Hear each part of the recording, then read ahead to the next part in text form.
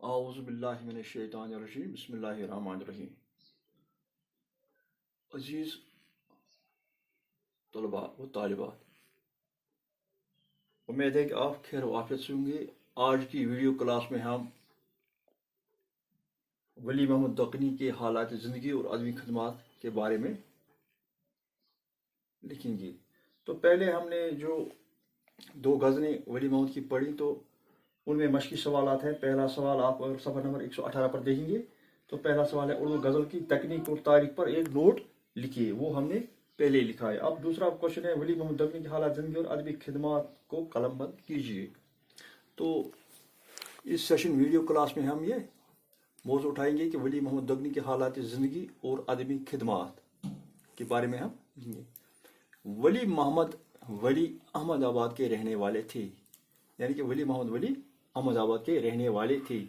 ولی 1635 عیسوی میں احمد آباد گجرات میں پیدا ہوئی. تو ولی محمد 1635 عیسوی میں گجرات میں پیدا ہوئی، لیکن وہ ولی دکنی کے نام سے مشہور ہوئی. احمد آباد میں پیدا ہونے کے باوجود ان کو ولی محمد دکنی کہا جاتا ہے. ان کا مشہور نام ولی محمد دکنی کے نام سے وہ مشہور ہیں. وجہ یہ ہے کہ اس زمانے میں گجرات کو بھی دکن کہتے تھے.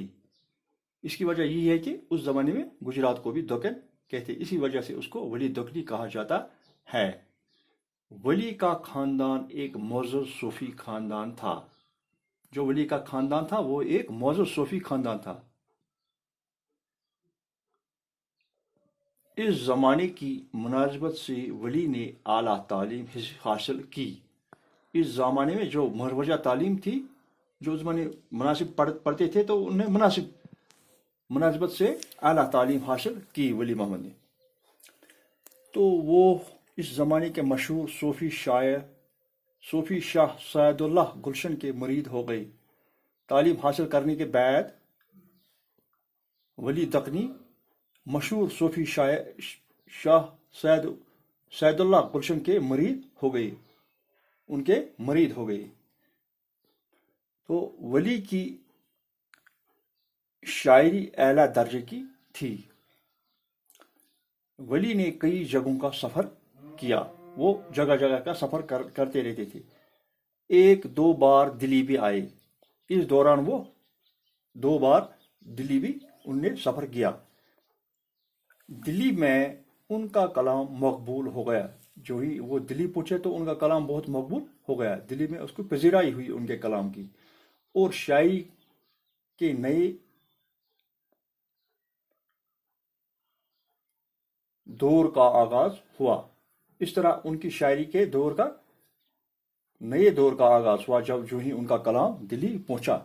شمالی ہندوستان میں اردو غزل میں نئی روح پھونکنے میں انہوں نے اہم کردار نبھایا.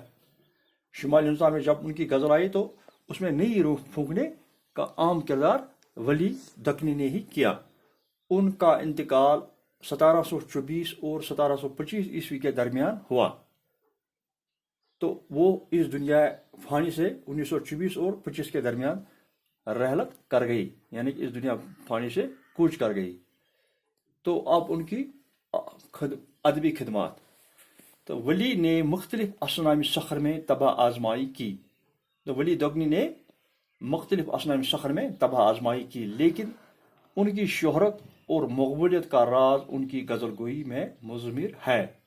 ان نے دیگر اصناف سخر میں بھی تباہ آزمائی، لیکن مقبولیت اور شہرت کا راز صرف ان کی غزل گوئی میں ہوا. ان کی غزل گوئی کی وجہ سے ان کی مقبولیت ہوئی. انہوں نے غزل میں صوفیانہ اور عاشقانہ مضامین کو کہیں آسان طریقے سے پیش کیا. جو ان کی غزلیں تھیں ان میں انہوں نے صوفیانہ اور عاشقانہ مضامین آسان طریقے سے پیش کیے، اور کہیں فلسفیانہ انداز میں بیان کیا، اور کئی جگہ پر انہیں فلسفیانہ اور انداز اور ان کو پیش کیا. ولی کی زبان قدیم اردو اور درمیانی زمانے کی اردو کے بیچ ایک پل کا درجہ رکھتی ہے. جو ان کی زبان ہے وہ نہ زیادہ قدیم ہے نہ زیادہ جدید، بلکہ درمیانی درجے کی ہے، جو ایک پل کا درجہ رکھتی ہے. انہوں نے بدلتے حالات کے مطابق غزل گوئی کے انداز میں بھی تبدیلیاں لائیں۔ ولی نے بدلتے حالات کے مطابق غزل گوئی کے انداز میں بھی تبدیلیاں لائیں۔ ان کی غزلیات میں عشق مزاجی کو خاص اہمیت ہے۔ جو ولی محمد نے غزلیں لکھی ان میں زیادہ تر عشق مجازی کو خاص اہمیت حاصل ہے۔ ولی کی غزلوں میں تصوف کے مسائل پر بھی سنجیدگی سے روشنی ڈالی گئی۔ جو ان کی غزلیں ہیں ان میں تصوف کے مسائل پر بھی سنجیدگی سے روشنی ڈالی گئی ہے۔ تو ہم آج میر درد کی غزل نمبر 1 پڑھیں گے۔ مقدور ہمیں کب تیری وصفوں کی رقم کا، حقا کہ خداوند ہے تو ہی لوہی قلم کا۔ یہ اس کا مطلع ہے۔ مقدور ہمیں کب تیری وصفوں کی رقم کا، حقا کہ خداوند ہے تو ہی لوہی قلم کا۔ اس مسند عزت پہ تو جلوہ نما ہے، کیا تاب گزرے ہوئے تا قل کے قدم کا۔ بستے ہیں تیرے سائے میں سب شیخ و برہمن، آباد ہے تجھ سے ہی تو گھر دیر و حرم کا۔ ہے خوف اگر جی میں تو ہے تیرے غضب سے، اور دل میں بھروسہ ہے تو تیرے ہی کرم کا۔ مانند حباب آنکھ تو اے درد کھلی تھی، کھینچان پر اس بحر میں عرصہ کوئی دم کا۔ مقدور ہمیں کب تیری وصفوں کی رقم کا، حقا کہ خداوند ہے تو ہی لوہی قلم کا۔ تو میر درد اس میں فرماتے ہیں کہ انسان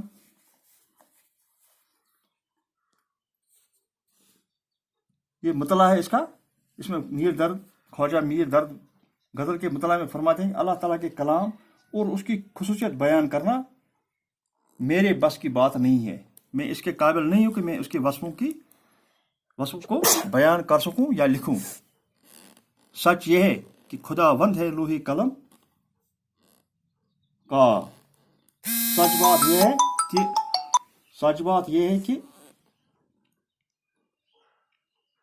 انسان کا مقدر اور نام اعمال کا مالک صرف اللہ تعالیٰ ہے۔ اس کے سوا کسی کو غیب کا علم نہیں۔ اس مسند عزت پہ تو جلوہ نما ہے، کیا تاب گزرے ہوئے تا قل کے قدم کا۔ شاعر فرماتے ہیں کہ اللہ تعالیٰ عزت و جلال کے تخت پر جلوہ افروز ہے۔ انسان کی عقل و سمجھ اس کا فہم ادراک اس کے احاطہ نہیں کر سکتا ہے۔ اللہ تعالیٰ کے اللہ تعالیٰ کے تخت پر جلوہ نما ہے اور انسان عقل و سمجھ اس کا فہم ادراک احاطہ نہیں کر سکتا ہے۔ بستے ہیں تیری سائے میں سب شیخ و برہمن، آباد ہے تجھ سے ہی تو گھر دیر و حرم کا۔ شاعر فرماتے ہیں کہ اللہ تعالیٰ کی مرضی و مشیت ہی سے سب انسان چاہے وہ مسلمان ہو یا غیر مسلم ہو زندہ اور تابندہ ہیں، اسی کے ارادے سے ہی مسجد و مقدس آباد ہیں۔ بستے ہیں تیری سائے میں سب شیخ و برہمن، آباد ہے تجھ سے ہی گھر دیر و حرم کا۔ ہے خوف اگر جی میں ہے تو تیرے غضب سے، اور دل میں بھروسہ ہے تو تیرے ہی کرم کا۔ میر درد فرماتے ہیں کہ اے اللہ، مجھے اگر کسی کے غضب کا خوف ہے تو وہ آپ ہی کی ذات ہے، یعنی اللہ تعالیٰ ہے۔ اگر مجھے خوف ہے کسی کا تو وہ اللہ کا خوف ہے، اور اگر کسی کے رحم و کرم پر بھروسہ ہے تو بھی صرف اللہ کی ذات ہے۔ خوف بھی اللہ کا ہے اور رحم و کرم کا امیدوار بھی اللہ سے ہی ہوں۔ مانند حباب آنکھ تو اے درد کھلی تھی، کھینچا نہ پر اس بحر میں عرصہ کوئی دم کا۔